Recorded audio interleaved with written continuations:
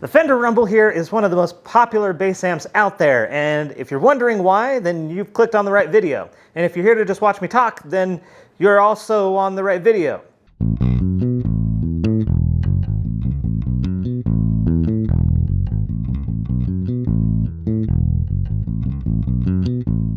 Fender managed to hit the bullseye between power, weight, and price on this thing, and it's become one of the most popular bass amps on the market. And obviously you could use it for practice, it's perfect for that kind of a thing, but can you gig with it? And the answer is it depends.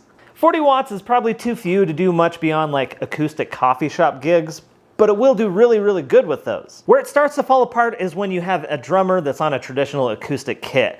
And unless they're really holding back, this thing is not gonna be quite enough. I did actually have a chance to take this to a rehearsal a little while ago where it was a full band, but it wasn't like a full rehearsal, like it was kind of like lower volume so that we could work out some stuff. But for that rehearsal, it actually did just fine. I'm gonna insert some footage of me showing you that I actually did that, because if you didn't take a picture of it, then it didn't happen, right? Oh yes, I do see that there's a question in the back. Yeah, what about the XLR out, huh? What about that? Excellent point. Yes, the Rumble 40 is the smallest amp in the Rumble line that has an XLR out in the back, which means that you can run one cable out of the back to the mixing board and then go through a PA really, really easily.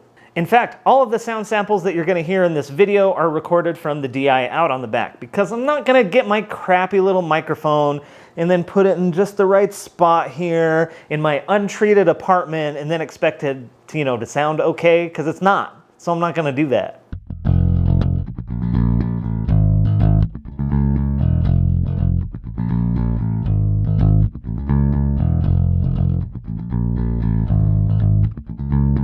Couple of quick tips here for you. If you are going to take this to a gig, I highly recommend either tilting it back or getting it up off the ground like I've got here. Because these things are so short, they're going to be shooting the sound, straight ahead at your legs instead of your melon where your ears are. Also, the Rumbles that I've tried, both big and small, all tend to be a little bit heavy on low end. So I like to run the bass at like 9 o'clock instead of straight up, and I find that that gives me a much clearer sound out of these. I also just permanently have the vintage switch kicked on because it gives you a little bit more like compression and a little low mid bump, which are both really good things that help this amp sound the best that it can. In fact, let me show you what it sounds like. Vintage switch off.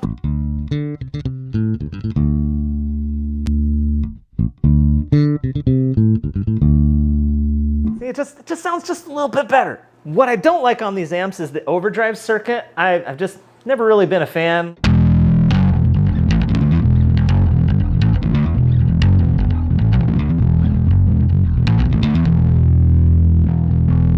Pray that I'm not overloading it. What you can do with the overdrive instead is turn both of these knobs all the way off, and then your overdrive channel becomes a mute, which I think is, in most cases, a little more useful than the overdrive itself. Neat.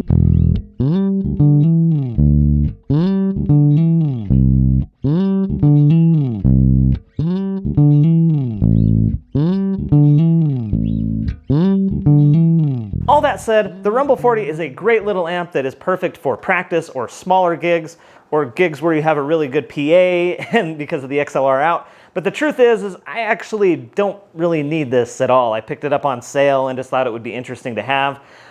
But I happen to know somebody who might really like this.